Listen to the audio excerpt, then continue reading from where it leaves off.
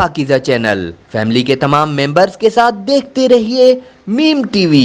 बिस्मिल्लाहिर्रहमानिर्रहीम, अस्सलाम वालेकुम वरहमतुल्लाहि वबरकातुह। मोहतरम नाज़रीन किराम, प्रोग्राम मीम के मेहमान के साथ आपका मेज़बान शाहरुख फिरोज कादरी हाजिर खिदमत है। इस प्रोग्राम में हम मदू करते हैं उन शख्सियात को कि जिन्होंने इल्म दीन हासिल किया और किसी न किसी अंदाज में खिदमत दीनी के फरीज़े से मुंसलिक हैं और दीनी खिदमत सर अंजाम दे रहे हैं। आज हमारे साथ मौजूद हैं मुमताज़ आलिम दीन हज़रत अल्लामा मौलाना मुफ्ती मेहताब अहमद नईमी दामत बरकातुहुल आलिया, जो कि मुदर्रिस हैं जामियतुल मदीना में और जबकि एक मस्जिद के इमाम व खतीब हैं। साथ ही हज़रत की जो दीनी मसरूफियात हैं उसमें फ़तवा नवीसी की मामले से फ़तवा नवीसी के हवाले से हज़रत की शनाख्त हज़रत पहचाने जाते हैं और दारुल इफ्ता अल नूर में हज़रत अरसा दराज से फ़तवा नवीसी के फ़राइज़ सर अंजाम दे रहे हैं। आइए गुफ्तगू का आगाज़ करते हैं। अस्सलाम वालेकुम हज़रत साहब। वालेकुम अस्सलाम रहमतुल्लाहि व बरकातुहू। हज़रत खैरियत से हैं आप? अल्हम्दुलिल्लाह अला कुल्ली हाल, आप सुनाएं। जी जी अल्हम्दुलिल्लाह। हज़रत ये जो आपका शोबा है फ़तवा नवीसी के हवाले से और फिर दरस निज़ामी की जो तालीम का सिलसिला है, तो इसके हवाले से आपसे मैं पूछना चाहूँगा। सबसे पहले तो ये इरशाद फरमाइएगा कि जो आपका तालीमी सिलसिला है इसके हवाले से कुछ इरशाद फरमाइएगा कि किन किन दरसगाहों से आप मुंसलिक रहे और आपने वहाँ से तालीम हासिल की, इस हवाले से इरशाद फरमाइएगा। बिस्मिल्लाहिर्रहमानिर्रहीम। अल्हम्दुलिल्लाह अज़्ज़ा वजल, रब तबारक व तआला का करोड़ एहसान है कि रब तबारक व तआला ने इस रास्ते पर गामज़न फरमाया और रब तबारक व तआला ने ये तौफ़ीक अता फरमाई कि जो कुछ हो सक रहा है दीन मतीन की खिदमत जारी व सारी है। माशाअल्लाह माशाअल्लाह।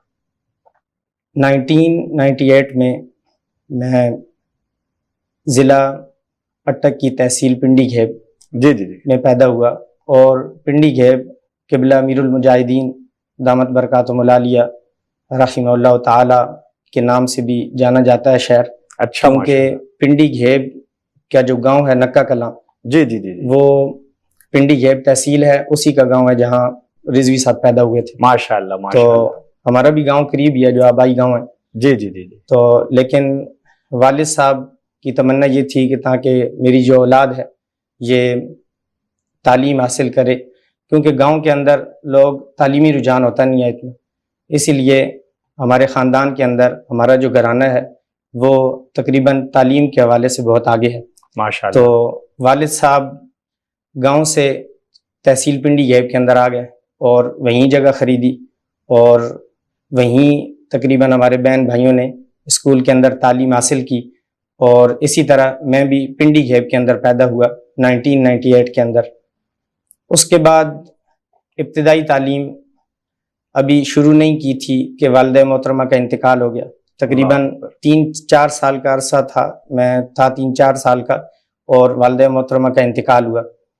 उसके बाद जब वालिदा दुनिया से चली गई तो बड़े बहन भाई थे, वालिद साहब तो काम पे होते थे इस्लामाबाद, लेकिन जो बड़ी बहन थी उन्होंने तालीम और तरबियत का सिलसिला हमारा जारी रखा और यूं पिंडी घेब का एक अच्छा स्कूल है फौजी फाउंडेशन स्कूल, अच्छा, वहाँ तक मैंने तकरीबन 4th क्लास तक पढ़ा। सही। उसके बाद बकिया क्लासें हाई स्कूल नंबर 2 पिंडी घेब, वहाँ से मैंने मैट्रिक की तालीम हासिल की। साइंस के अंदर मैंने अच्छे नंबर्स के साथ मैट्रिक पास किया।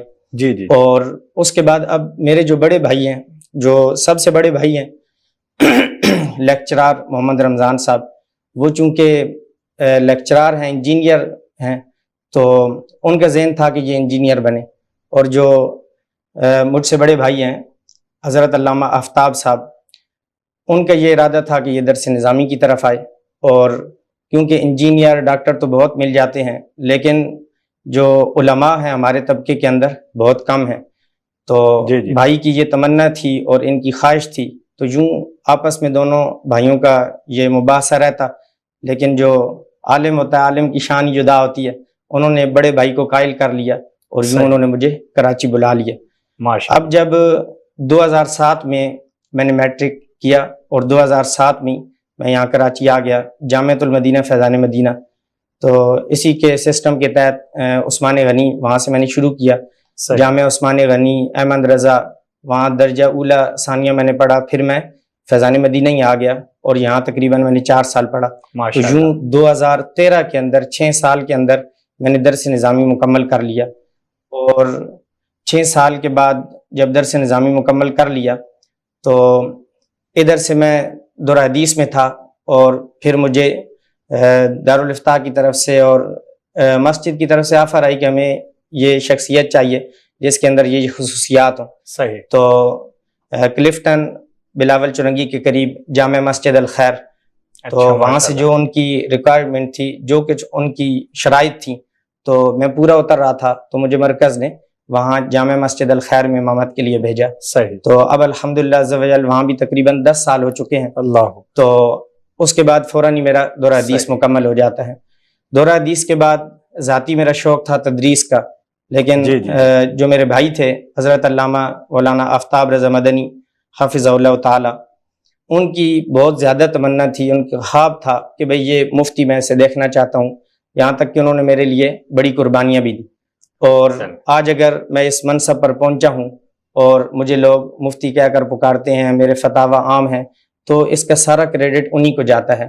آج اگر میں تصانیف لکھ رہا ہوں اور منظر عام پر آ رہی ہیں، یہ سب بھائی کو، اور یہ جو بھائی ہوتے ہیں ان کا بڑا کردار ہوتا ہے۔ اب جب میں میٹرک میں تھا تو ابھی 2 مہینے پیپرز کو رہتے تھے، اور والد محترم کا انتقال ہو گیا، تو اس کے بعد عام طور پہ جب ہم معاشرے کے اندر دیکھتے ہیں، جب والدین دنیا سے چلے جاتے ہیں تو دوسرے بہن بھائی اپنے چھوٹے یا بڑے بہن بھائیوں کا اتنا خیال نہیں رکھتے۔ ان کا یہ ہوتا ہے کہ بھئی یہ کما کے لائے اور اسے کام کاج پہ لگا دیا، ان کی طرف سے ہوتا ہے کہ بھئی اب یہ بھی خود بڑا ہو گیا، کما کر لائے۔ لیکن میرے بھائیوں نے بڑا میرا ساتھ دیا، اور ان کی تو یہ تمنا تھی جتنا یہ پڑھنا چاہتا ہے، وہ تو دوران طالب علمی مجھے باہر بھیجنے کی بھی وہ خواب دیکھتے تھے اور ان کی یہ خواہش رہتی تھی، لیکن میں نے خود ہی یہاں ہی محنت کر کے میں آگے بڑھتا گیا، اور پھر بڑے بھائی کی یہ تمنا تھی علامہ آفتاب رضا مدنی صاحب کی کہ بھئی یہ مفتی کورس کریں، اور اس پہ مجھے ایک واقعہ یاد آ گیا۔ جی فرمائیے۔ امام اہل سنت، امام عشق و محبت، امام احمد رضا خان علیہ رحمہ و رضوان، جی آپ نے اتنا تصانیفی کام کیا، اتنا کچھ لکھا، اپنی پوری زندگی لکھتے رہے، تو خود امام اہل سنت ایک مقام پہ فرماتے ہیں کہ یہ جو کچھ میں نے کیا اس سب کا کریڈٹ وہ حسن میاں کو جاتا ہے۔ جو حسن میاں ہیں وہ اگر اس میدان میں آ جاتے اور امام اہل سنت گھر کے کام کاج کرتے تو آج وہ امام اہل سنت کی طرح اعلی حضرت مشہور ہوتے۔ ان کی بھی میں نے تصانیف پڑھی، رسائل حسن ہے، اس کے اندر ان کی تحریر بھی لاجواب ہے۔ جی تو حضرت میں یہاں انٹرپٹ کروں گا، میں نے جو ہے خلفائے اعلی حضرت کے حوالے سے جب میں مطالعہ کر رہا تھا تو میں نے پڑھا کہ سیدی اعلی حضرت علیہ رحمہ سے استاد زمان علیہ رحمہ نے ارشاد فرمایا کہ جو ہے ایک رشتہ آیا ہے اعلی حضرت کی صاحبزادی کے لیے، تو اس رشتے کے حوالے سے جب بتایا تو سیدی اعلی حضرت علیہ رحمہ نے فرمایا کہ جو ہے ظاہر ہے کہ انتظامات کا معاملہ ہوتا ہے شادی کا، اور آپ جو ہے رشتہ جب آیا ہے تو مجھ سے کہہ رہے ہیں کہ شادی کرنی ہے عنقریب، تو تیاری بھی تو کرنی ہوگی ہمیں۔ تو استاد زمان علیہ رحمہ نے فرمایا آپ بس اوکے کیجئے، تیاریاں تمام ہم مکمل کر چکے ہیں۔ تو اعلیٰ حضرت علیہ رحمہ نے اس قدر مسرت کا اظہار فرمایا کہ آپ نے، کیونکہ سیدی اعلیٰ حضرت علیہ رحمہ کو استاد زمان علیہ رحمہ نے جو ہے تمام مشاغل سے اور تمام دنیاوی معاملات سے جو ہے نا مستغنی کر دیا۔ جی مستغنی کیا ہوا تھا، صحیح فرما رہے ہیں آپ۔ تو وجہ یہ تھی کہ وہ جو ہے ظاہر ہے کہ اعلیٰ حضرت کی جو ہے علمی مصروفیات تھیں، دینی مصروفیات تھیں، اور سیدی اعلیٰ حضرت علیہ رحمہ اس میں اتنا وقت دیا کرتے تھے کہ گھر کے معاملات کے لیے بہت کم وقت بچا کرتا تھا۔ تو استاد زمان علیہ رحمہ اس میں اس حوالے سے اپنا کافی وقت دیا کرتے تھے۔ ناظرین محترم، یہاں ہم جائیں گے ایک وقفے کی طرف، ہمارے ساتھ موجود ہیں مفتی مہتاب عالم نعیمی صاحب، گفتگو جاری رہے گی وہ ایک وقفے کے بعد۔ الا بذکر اللہ تطمئن القلوب، اللہ کا ذکر سناتا ہوا، نیکی کی باتیں بتاتا ہوا، عشق نبی سکھاتا ہوا، آپ کا اپنا میم ٹی وی۔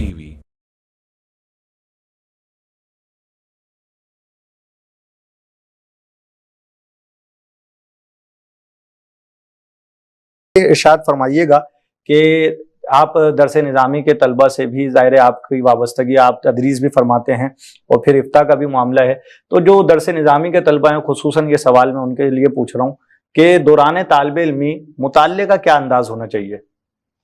ماشاءاللہ بہت اچھا آپ نے سوال کیا، اور طلبہ کو اس کی حاجت رہتی بھی ہے۔ جی دوران طالب علمی ایک طالب علم کے پاس بہت زیادہ ٹائم ہوتا ہے، جو بالخصوص رہائشی جامعات ہوتے ہیں۔ جی تو طلبہ اکرام صبح اساتذہ سے اسباق پڑھتے ہیں، زور سے لے کر اگلے دن صبح 8 بجے تک ایک لمبا ٹائم ان کے پاس ہوتا ہے. اس کے اندر وہ اپنی نصابی کتابیں بھی پڑھتے ہیں، دیگر نصابی سرگرمیاں ہوتی ہیں وہ بھی ان کو دیکھ رہے ہوتے ہیں، لیکن اس کے باوجود ان کے پاس ایک بڑا ٹائم بچ جاتا ہے. اور اس دور کے اندر ہر طالب علم کے پاس موبائل ہے، اور جس کی وجہ سے ٹائم بہت ویسٹ ہو رہا ہے. لیکن اگر تھوڑا سا پیچھے آپ چلے جائیں تو آپ کو ایسے ایسے علماء ملیں گے کہ جن کا دوران طالب علمی بہت زیادہ مطالعہ ہوتا ہے، اور اس وقت کے طلبہ یہ پوچھتے ہیں کہ یہ مطالعہ وہ کیسے کرتے تھے، ہمارے پاس ٹائم ہوتا نہیں ہے.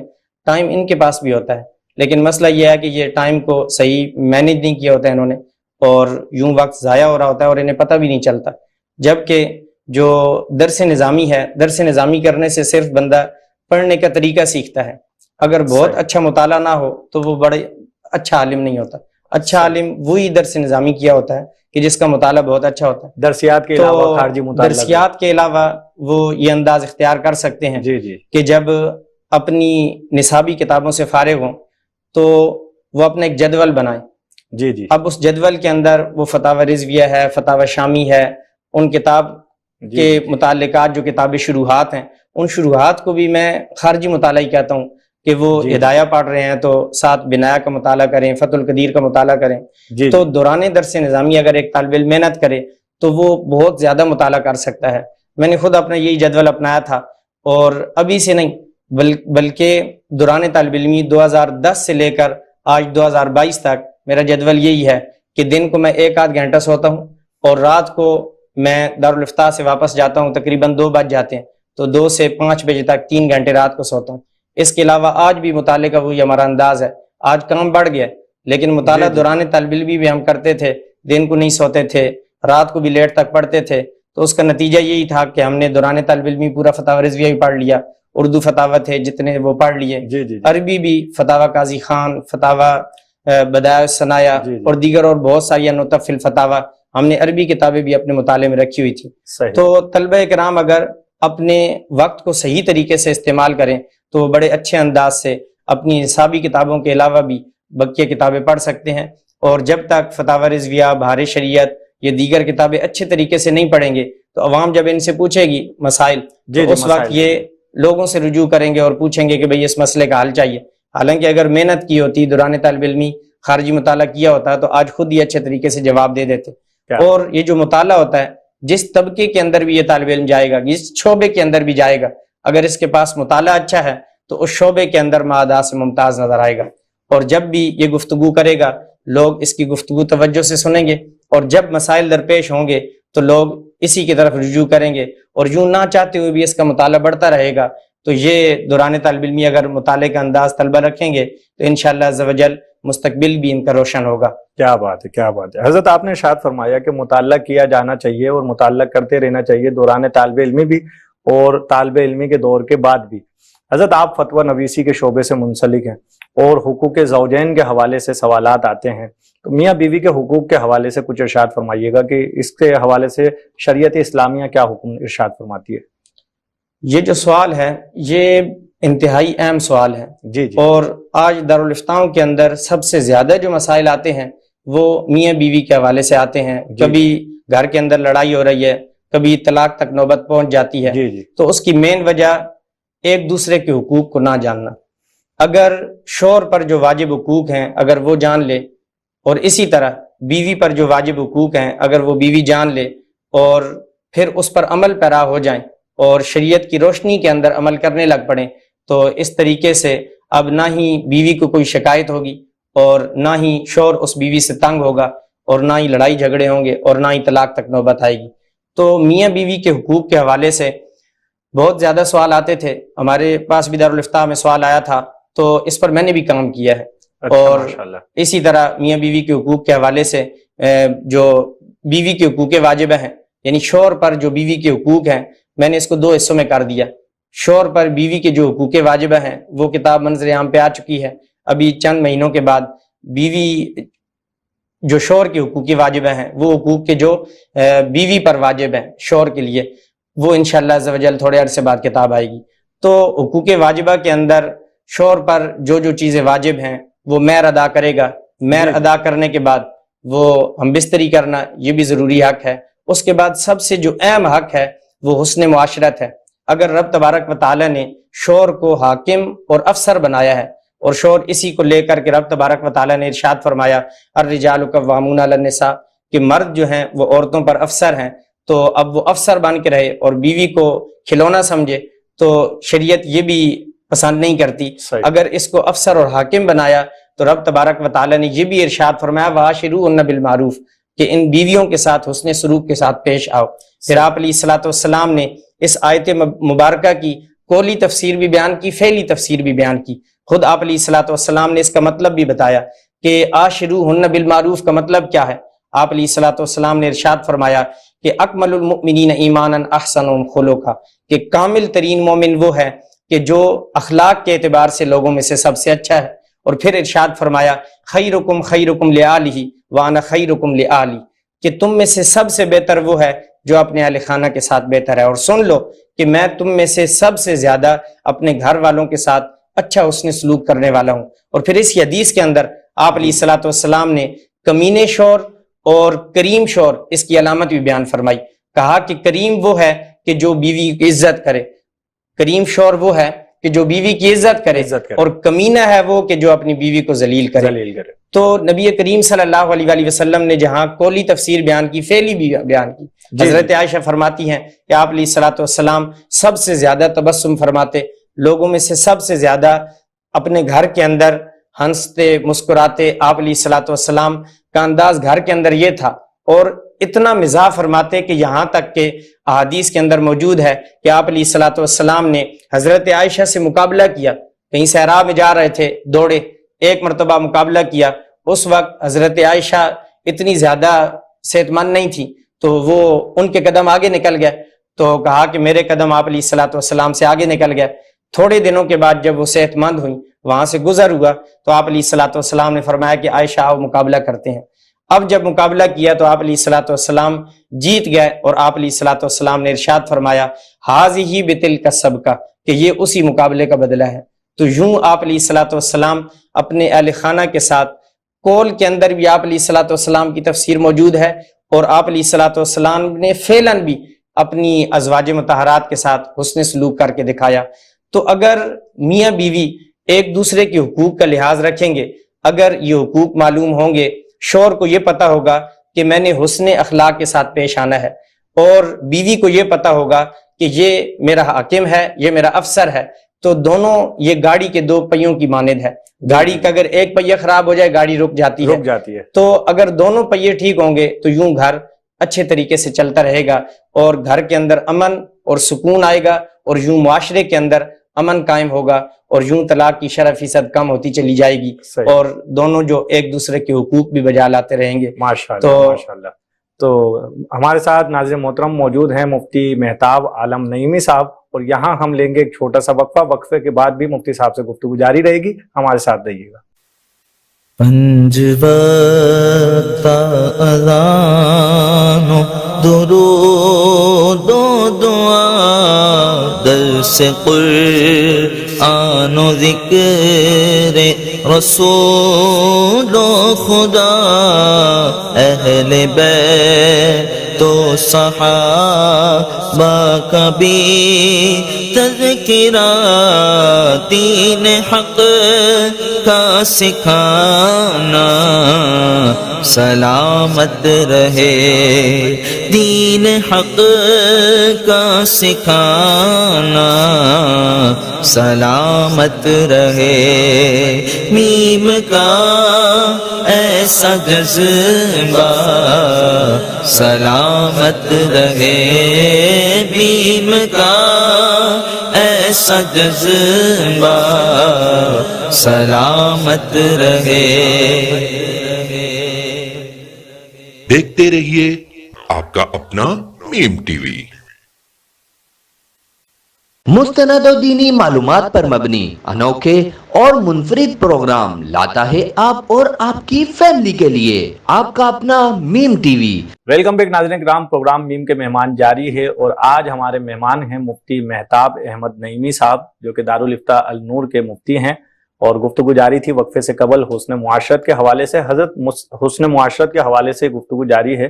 یہ ارشاد فرمائیے گا کہ بعض لوگ حق تلفی کرتے ہیں اپنی زوجہ کی, اور پھر جو ہے جب طلاق کا مطالبہ خاتون کی طرف سے کیا جاتا ہے تو طلاق بھی نہیں دیتے, نان نفقہ بھی ادا نہیں کرتے, اور جو ہے لباس وغیرہ فراہم کرنے کے حوالے سے بھی کوئی جو ہے خاتون کو کوئی سہولت فراہم نہیں کرتے. تو اس حوالے سے شریعت مطہرہ کیا ارشاد فرماتی ہے؟ یہ جو آپ نے سوال کیا اس کا تعلق بھی حسن معاشرت کے ساتھ ہی ہے. جی حضرت. حسن سلوک کا مطلب یہ ہے کہ شوہر اپنی بیوی کے ساتھ حسن سلوک کے ساتھ پیش آئے. بیوی اگر حقوق جو اس پر ضروریاں ادا نہیں کر رہی تو اس کو سمجھاتا رہے, لیکن اس کا کام یہ ہے کہ اپنے حقوق پورے ادا کرے, خود اس کے ساتھ کوئی ظلم نہ کرے. اگر بیوی غلط کر رہی ہے تو اس کا وبال اس پر ہے. اگر یہ نان نفقہ نہیں دے گا تو یہ بھی ظلم ہے. اگر حق تلفی کرے گا جی اور حسن معاشرت کے ساتھ پیش بھی نہیں آ رہا جی اور عورت کو طلاق بھی نہیں دے رہا, تو اس صورت کے اندر شریعت مطہرہ کا فیصلہ یہ ہے کہ اس بندے پر فرض ہے کہ اس بیوی کو طلاق دے دے. دو صورتیں ہیں, یا تو حسن معاشرت کے ساتھ رکھے, اگر رکھ نہیں سکتا اور نوبت یہاں تک آ چکی ہے کہ وہ اس کو مارتا بھی ہے, گالیاں بھی دیتا ہے, طلاق بھی نہیں دیتا, تو اس صورت کے اندر یہ سخت گناہگار ہوگا. اس پر اب فرض ہے کہ یہ اس کو طلاق دے دے. اگر طلاق نہیں دے گا اور بیوی مطالبہ کرے گی, اب یہاں ایک دوسرا مسئلہ آتا ہے کہ مرد ایسا طلاق نہیں دیتا. اب یہ لڑکی والے بھی غلط قدم اٹھاتے ہیں کہ اب چلو یہ تو اپنے فرض پر عمل نہیں کر رہا, یہ تو گناہگار ہو ہی رہا, لیکن اب لڑکی والے یہ کرتے ہیں کہ کورٹ سے جا کر کھلا لے لیتے ہیں. تو ان کو یہ بھی اجازت نہیں ہے. وہ پوری کوشش کریں گے کہ یہی شخص طلاق دے, کیونکہ جب تک یہ طلاق نہیں دے گا تو لڑکی آزاد نہیں ہوگی, وہ کورٹ کی کھلا لے کر وہ کہیں اور شادی کر نہیں سکتی. لہٰذا ضروری یہ ہے کہ یہ شخص طلاق دے دے, اور اگر طلاق نہیں دیتا تو لڑکی صبر کرے اور یہ بڑوں کو بٹھا کر کوئی ایسا لایا عمل طے کریں کہ وہ لڑکا اس کو چھوڑنے پر مجبور ہو جائے اور اس کو طلاق دے. تو بہر صورت یا تو اس نے سلوک کے ساتھ پیش آئے, اگر پیش نہیں آ سکتا تو پھر طلاق دے.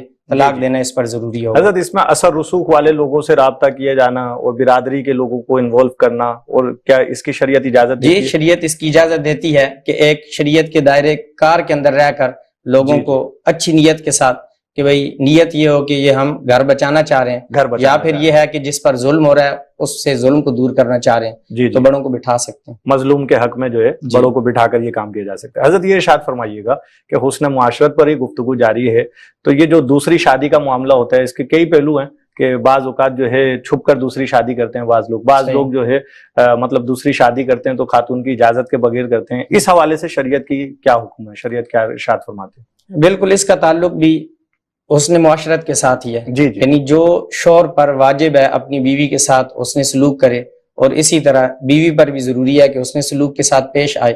اگر بالفرض ایک شخص وہ ہے کہ وہ اپنی بیوی کو صحیح طریقے سے رکھے ہوئے, اس کے جو بھی حقوق ہیں حق میں ادا کر چکا ہے, ازدواجی تعلقات بھی قائم کر رہا ہے, حسن معاشرت کے ساتھ بھی پیش آتا ہے, دیگر بھی جو اس پر واجب چیزیں ہیں, نان نفقہ, رہائش کا مکان, یہ سارا کچھ اس نے دیا ہوا ہے جو شریعت اسے کہہ رہی ہے. اس کے بعد اگر بالفرض یہ دوسری شادی کرتا ہے تو خاص شریعت نے اس کو حق دیا ہے.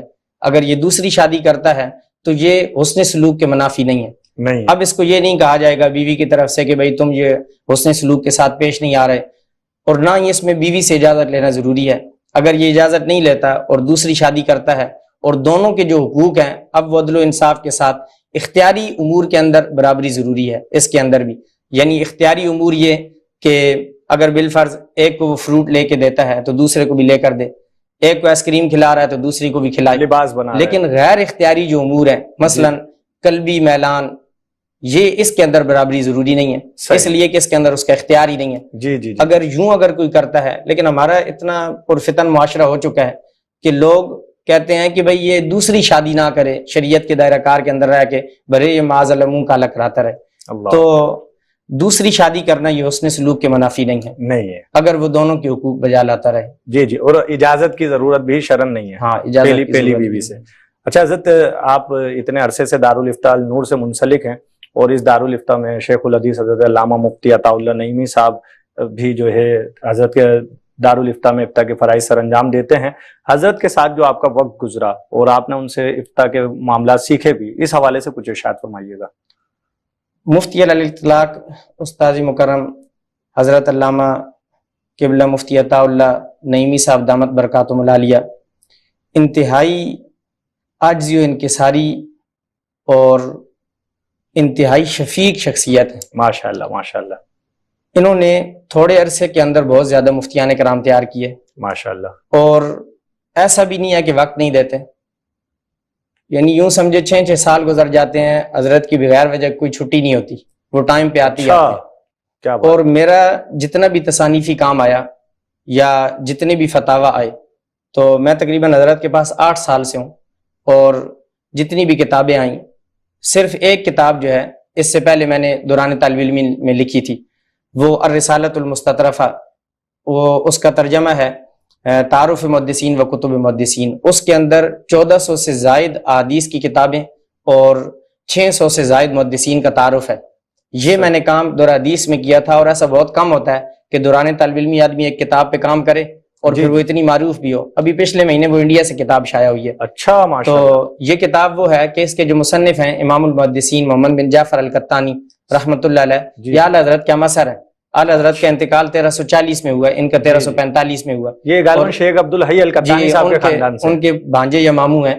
तो इनकी एक इल्म गैब के मौजू पे किताब है। इमाम अहले सुन्नत ने वो किताब देखी थी, फरमाया कि लाजवाब किताब है। क्या बात। तो इनकी ये किताब है। ये काम सिर्फ मेरा पहले का है। इसके अलावा दीगर सफ़े अव्वल की फजीलत आई, बीवी के हुकूक वाजिबा आई, तहसीन इस्लाम और हुस्न नियत है, ये मेरे भाई ने अल्लामा आफ्ताब साहब से मैंने तर्जमा करवाया। इस पे मैंने तहकीक तखरीज वहीं बैठ के की। इसके अलावा हजारों फतावा जो हैं जारी हुए मेरे। तो ये सब उस्ताद साहब का फैज है, और उस्ताद साहब ने सिर्फ मुझे नहीं, कई एक को थोड़े अरसे के अंदर तैयार किया। अभी हाल ही में मैं पढ़ रहा था कि मुफ्ती आजम हालैंड, साहिब फतावा यूरोप, मुफ्ती अब्दुल वाजिद कादरी रहमतुल्लाह अलैह, इनका इंतकाल भी 3-4 साल पहले हुआ। तो ये मुफ्ती आजम हिंद के खलीफा हैं। अच्छा। और मुफ्ती आजम हिंद से इन्होंने सिर्फ 11 महीने तरबियत हासिल की, और 11 महीने के बाद इनको सनद मिल गई। तो ये जो सनद का जल्दी दे देना, इसकी वजह ये नहीं होती कि भाई जो सामने वाला है वो बहुत कमाल का आदमी है, वो तो कमाल का होता ही है, लेकिन जो सनद देने वाला है कमाल उसका होता है कि उसने थोड़ी सी मुद्दत के अंदर उसको कामिल बना दिया। और इतना फौरन समझ लिया कि इसके अंदर फकात है, और उसको फिर सनद इफ्ता अता फरमा दी। और मैंने भी 5 साल इनके पास जब फतावा को हो चुके थे, तो 7 साल और सियाल हजरत के मौका पर हजरत ने मुझे इजाजत इफ्ता अता फरमाई। और उसके बाद भी मैं हजरत के पास यूं, और कोई फतवा भी ऐसा मेरा जारी नहीं होता कि जो हजरत की तस्दीक ना हो। हालांकि 2018 के अंदर ऐलान हो गया था कि भाई जो मेहताब है ये अपनी स्टैंप से फतवा जारी कर सकते हैं, लेकिन इसके बावजूद जब तक उस्ताद साहब मौजूद हैं तो ये हम नहीं कर सकते कि हम अपना फतवा जारी करें। जी। अगर जारी करें, कितने कर रहे हैं कोई मसला नहीं है, लेकिन उस्ताद साहब जो है बहुत शफीक आदमी हैं और फकीह असर इस वक्त के बहुत बड़े मुफ्ती हैं। बल्कि मैं कहा करता हूँ, अगर हम अकाबिदीन की तरफ देखें तो हज उम्रा के मसाइल आते हैं तो कहा जाता है कि जब तक मुल्ला अली कारी अलैहिर्रहमा और उनकी किताब मनासिक हज उम्रा उसका नाम ना लिया जाए तो तब तक हज का मसला हल नहीं होता। और इस दौर के अंदर पाक व हिंद में या जहाँ जहाँ उर्दू जुबान बोली जाती है, जब तक मुफ्ती अताउल्लाह नईमी साहब का नाम ना लिया जाए हज का मसला हल नहीं होता। अरे क्या बात है, क्या बात है। बहुत शुक्रिया मुफ्ती मेहताब अहमद नईमी साहब, आप हमारे प्रोग्राम मीम के मेहमान में तशरीफ लाए। नाज़रीन मोहतरम, आपने आज का प्रोग्राम मुलाहिजा फरमाया, और इंशाअल्लाह अगले प्रोग्राम में एक और शख्सियत के साथ हाजिर होंगे। अपने मेज़बान मोहम्मद शाहरुख फिरोज कादरी को दीजिए इजाज़त। अस्सलामु अलैकुम वरहमतुल्लाहि वबरकातुहू।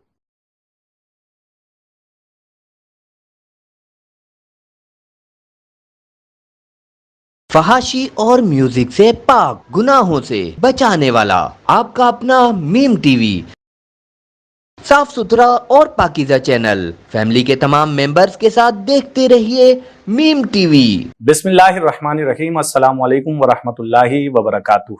मोहतरम नाज़रीन किराम, प्रोग्राम मीम के मेहमान के साथ आपका मेज़बान शाहरुख फिरोज कादरी हाजिर खिदमत है। इस प्रोग्राम में हम मदू करते हैं उन शख्सियात को कि जिन्होंने इल्म दीन हासिल किया और किसी न किसी अंदाज में खिदमत दीनी के फरीज़े से मुंसलिक हैं और दीनी खिदमत सर अंजाम दे रहे हैं। आज हमारे साथ मौजूद हैं मुमताज़ आलिम दीन हज़रत अल्लामा मौलाना मुफ्ती मेहताब अहमद नईमी दामत बरकातुहुल आलिया, जो कि मुदर्रिस हैं जामियतुल मदीना में, और जबकि एक मस्जिद के इमाम खतीब हैं। साथ ही हज़रत की जो दीनी मसरूफियात हैं उसमें फ़तवा नवीसी की معاملے سے فتویٰ نویسی کے حوالے سے حضرت کی شناخت حضرت پہچانے جاتے ہیں، اور دارالفتاء النور میں حضرت عرصہ دراز سے فتویٰ نویسی کے فرائض